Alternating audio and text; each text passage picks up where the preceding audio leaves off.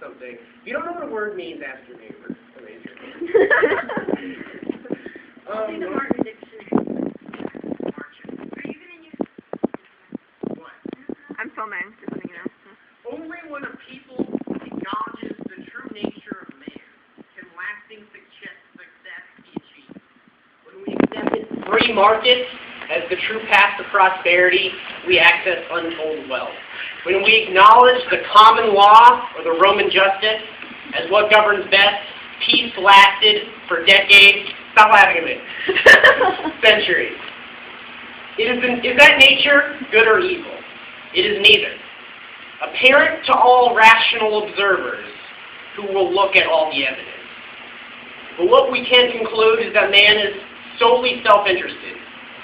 Our success, our satisfaction, our security, this is readily apparent in matters of labor and education, where competition is the only rule, and the individual most merited will seize the day. Yet this axiom rears once again in all aspects of our condition, even those acts deemed most charitable or philanthropic. Our intentions, such as feeding the children in Africa, or what have you, releases the same positive chemicals as anything else. It absolves one of a mental burden and works to shape the world into a satisfactory image. Acts of piety secure the fate of one's own mortal soul. Think on this for a while. Take any action. At the root of that action is the actor. And most of all these preoccupations are marred in the immediate and the material. Common men are completely satisfied when bread is ample and circuses frequent. Their interests concern neither the nature of man or of its past. We previously have had such basic interests not control policy. It was relegated to the invisible hand or mass placation. Popular democracy has risen this common folk to levels of power unprecedented in our common history. While this is not necessarily bad, because he is now represented, grand strategy will now take a back seat to social issues and short-run welfare, as we have seen in many previous elections. This focus on the micro is not unfounded in our history. Medieval magnates prioritized lineage and dynasty over conquest and growth. The inward perfection and courtly intrigue of the Oriental dynasties marred their progress, and let the West overtake them.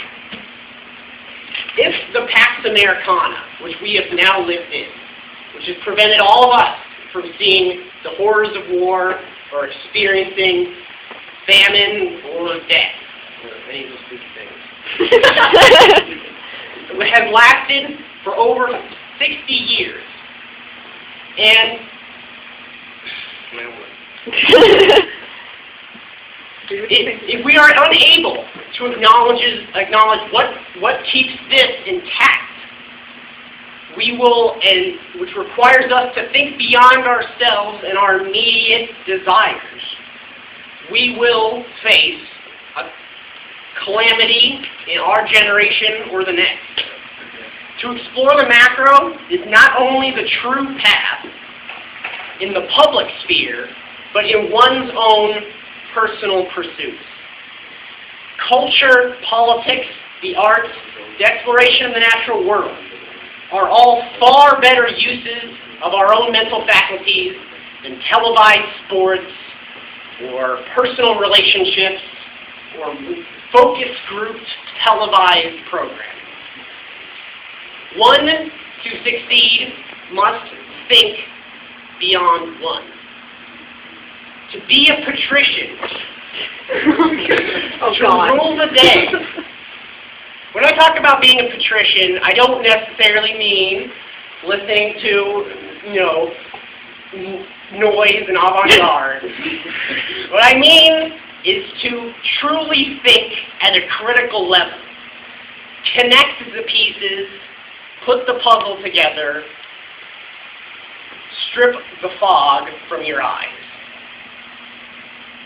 I implore you to get involved to some degree, not necessarily in the slap the disc, get involved, liking their page on Facebook or giving them $5 at the cashier, but to discourse with fellow people of intellect, to entertain ideas you would otherwise deem asocial, and generally speaking, leave this future to something we can be proud of.